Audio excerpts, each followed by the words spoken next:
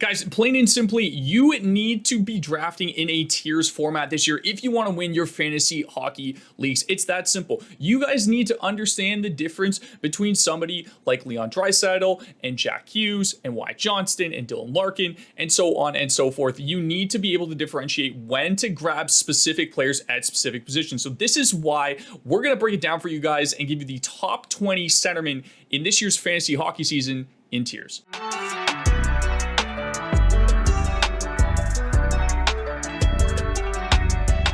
All right, guys, we're back. Had to give a nod to the two-time Stanley Cup champs, Florida Panthers. I got my Barkov jersey on. We're going over centers today. Very, very easy across the board. This is going to be based off of players going into this year's upcoming fantasy hockey season. I'm going to take a little bit from the two previous years that they've played together, as well as where I think some people will be jumping this year and some people will be falling off. The categories that I'm basing these tier lists off of are goals, assists, power play points, shots, hits, and blocks. Starting us off in the S tier, we have three players and three players only. We have Nathan MacKinnon, Connor McDavid, Leon Draisaitl. Very clear. This is your top three consensus off the board in every single fantasy format. Whatever direction you guys want to go. If you weigh more goal heavy, you might, elect McKinnon over McDavid. I think, in my opinion, some people may not like this, but Mac is the best player in fantasy and has been for the past two seasons, and it's largely because he stayed healthy. His shot volume, he's got 124 more shots than Connor McDavid had in 12 more games and 142 more shots the year prior in 6 more games. So he largely outshoots McDavid, and he outscores McDavid in the last two seasons with 83 goals compared to McDavid's 58 over the past 2 years. They're neck and neck here, guys. These are the consensus 1-2 and should be off every single board in this year's fantasy hockey season. Moving on to Draisaitl, he's the clear number 3 player off the board for me, not just centerman, across the entire fantasy hockey season. He's number 3 for me. 105 point floor, it seems like, with a 50 goal floor on top of that. The shot volume isn't at an elite level. You're not getting that same level as like a Matthews, McKinnon. It doesn't matter with how consistent of a goal scorer he is, how elite he is on the power play. He's center left wing eligible. We know how deep centers are across the board in fantasy hockey. He's so safe on top of that. Doesn't matter if he plays 70 games, he still gets you that point floor. Don't overthink it. These are your top 3. Just hammer them whichever way you'd like. But Draisaitl should be 3, and then McDavid, McKinnon accordingly. Moving on to our A tier, we're going to start things off with the Austin Matthews. There's a lot to unpack here. He's still by far the best goal scorer in the league. Don't get it twisted. He has a 70 goal ceiling, Nobody else in the league has that. You combo that with an elite shot volume that you've seen consistently ever since he's been in the league. He's one of the highest block total forwards. So much ceiling. So why he's not in S tier with the 3 in front of him is there's a lot more downside going into this season and a lot more risk involved with Matthews than you typically would see in the previous seasons. 3 of the last 4 seasons, he's played under 75 games. There's been concerns, especially like looking at him play in the playoffs, about his wrist being a long-term issue. He says he's going to be 100% by the season start. There's no reason to believe he won't. Obviously, he loses Mitch Marner on his wing, and so who do the Leafs replace? It seems like he's going to be skating alongside Matthew Knies. Is William Nylander going to be the staple alongside Austin Matthews for the entire duration of the year? Do they kind of cannibalize each other? I think with Matthews, there's a lot more risk. I'll leave with one final stat. Since 2020, 2021, the seasons where Matthews has scored less than 42 goals, he's followed up the consecutive season with at least 60.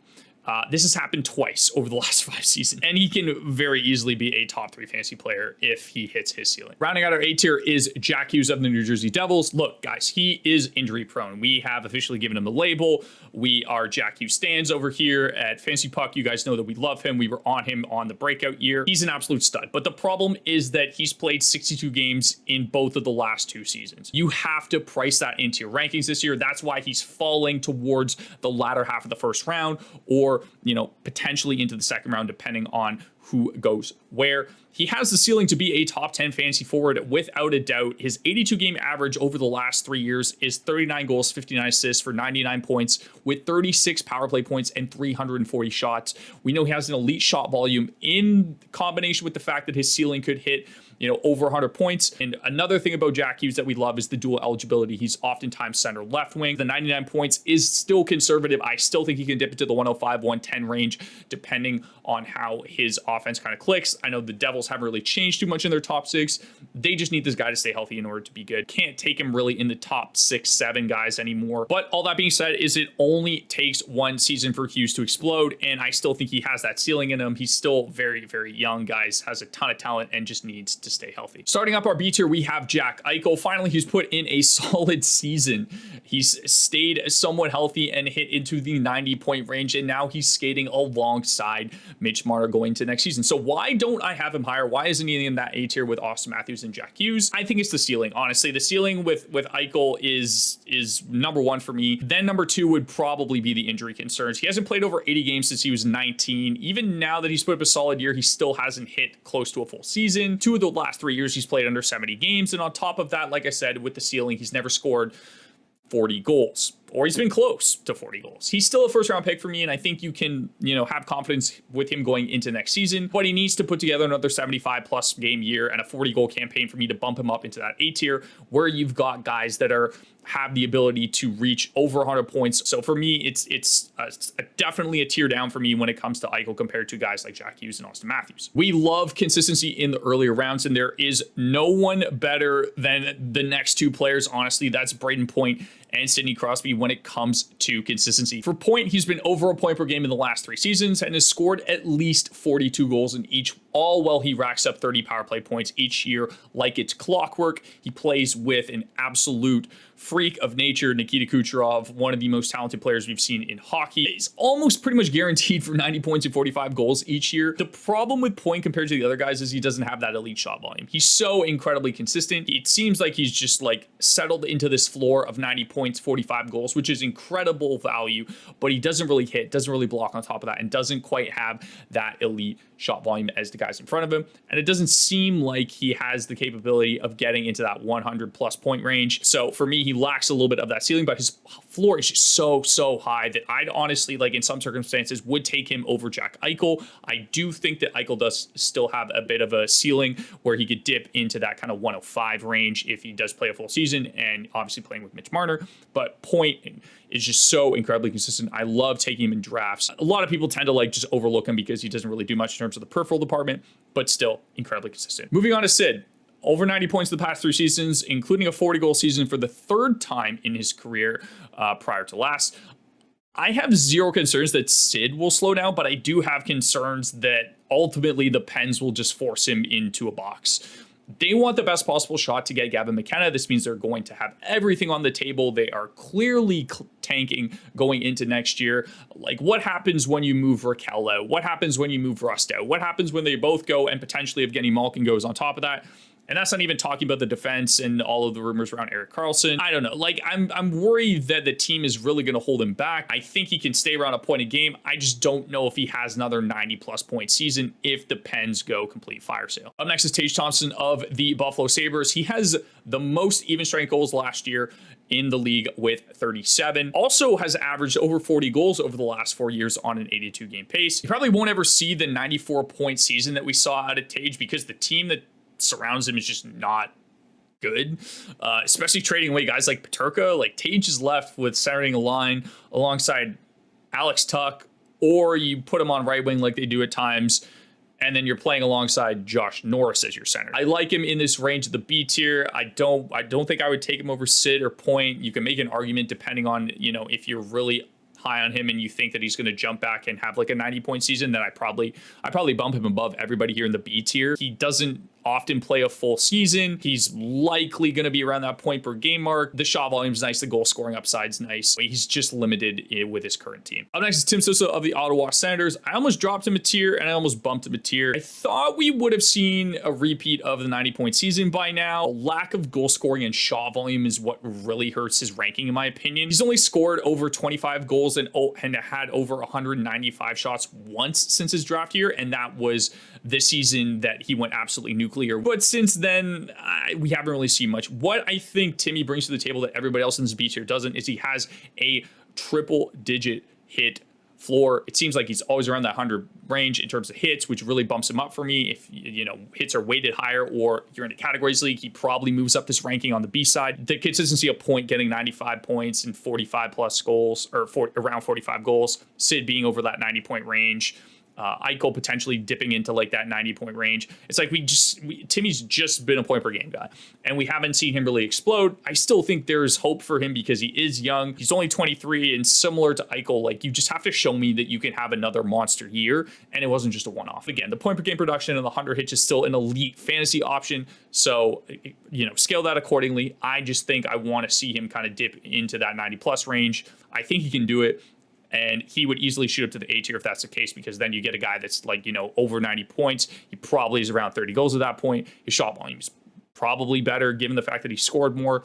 And then you factor in 100 hits on top of that, and you have an elite fantasy asset. Moving on to the C tier, we have JT Miller of the New York Rangers. I had him in a tier above, but ultimately decided to move him down. Miller is still a fantasy stud. Don't get me wrong. He'll rack you up 200 hits with around a point per game production. The ceiling is just not there for me in terms of the players that are ahead of him. I think he's going to start to just decline. I think that Rangers top 6 is getting older. His production will also be largely dependent on if the Rangers are going to bounce back. Miller's also 32 years old, so I think out of everybody, if you were to stick him in that B tier, everybody above him, like I don't think any of them are slowing down offensively, where I think you'll start to see it with Miller. I could see him living this year in like the 75-point range, potentially like being, around a point per game, but I don't see him hitting that like 90-point echelon or being, anywhere close to the production that we could see out of like, Tage Thompson in terms of his shot volume or his goal scoring upside.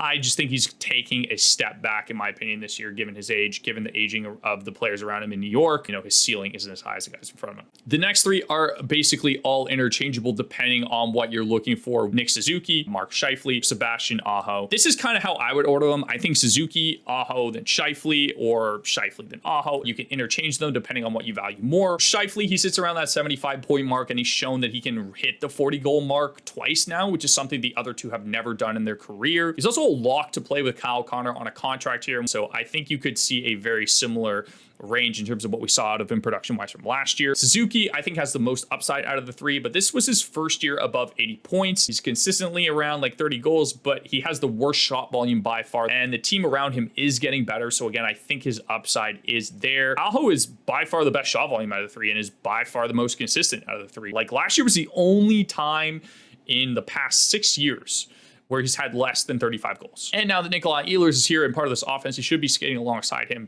24/7, whether it's line 1 or power play 1. So I think he honestly could jump ahead of the 2 in front of him.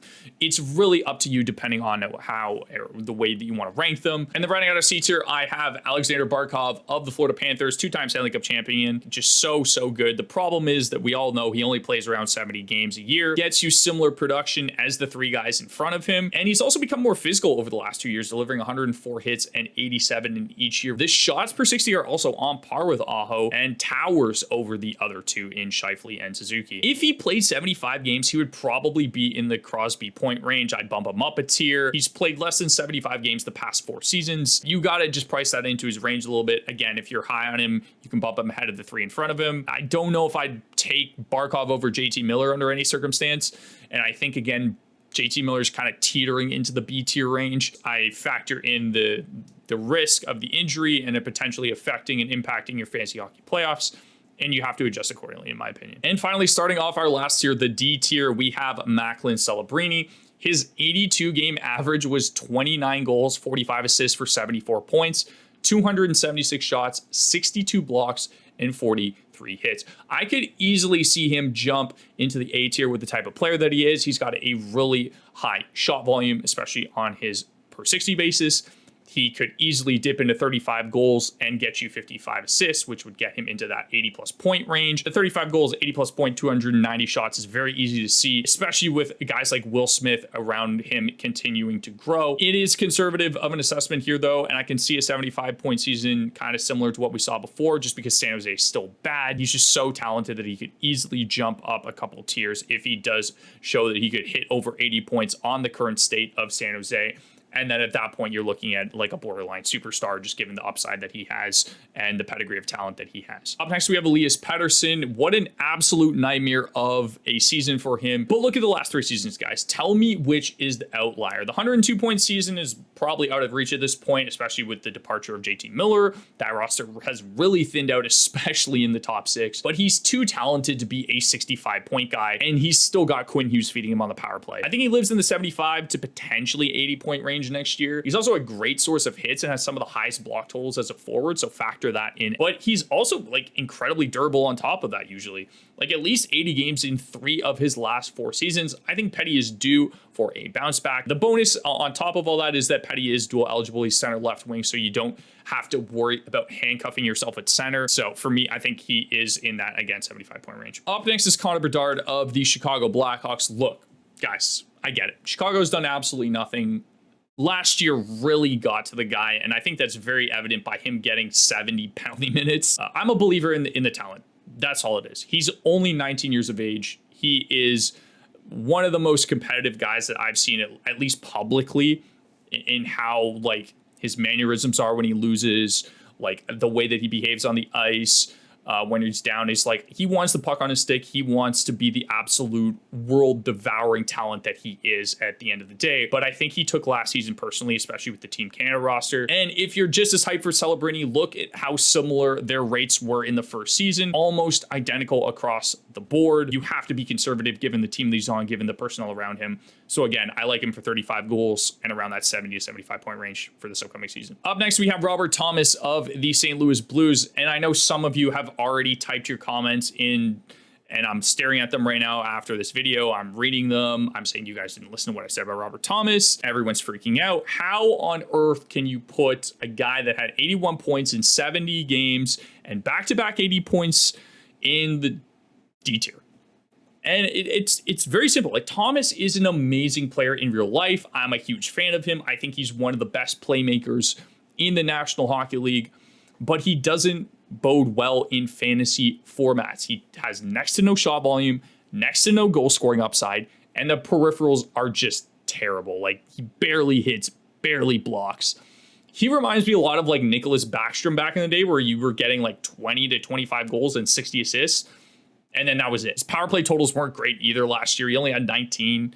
The 80 points is great, don't get me wrong, but I just can't put him any higher in my opinion, especially with the upside of some of the guys like Bedard and Macklin in this tier. I don't think he touches anybody in the C tier. All he does is get you assists. This is where I have him. Agree or disagree, let me know down below. I know this might be a little bit of a hot take. Rounding out our list, guys, in the 20th ranked forward for us is Wyatt Johnston. There were a couple other options here. I had John Tavares in the mix. I had Dylan Larkin. I had Nico Hischier. He's got a ton of weapons now in Dallas. He should be a mainstay on that top power play unit alongside Jason Robertson. Mikko Rantanen is now there. You've got Thomas Harley, who's hopefully established himself as the power play 1 defenseman. I still think he has a 40 goal upside in him. You just need to see the shot volume come up a little bit. He doesn't really do too much in terms of the other peripheral categories. So if you would rather take a more safer floor player, you're looking at a John Tavares or a Dylan Larkin. But I think Wyatt still has upside to potentially get into that 80-point range and 40 goals. And he could just have a monster season with all of the weapons in Dallas. It's very possible that they actually split Rantanen up,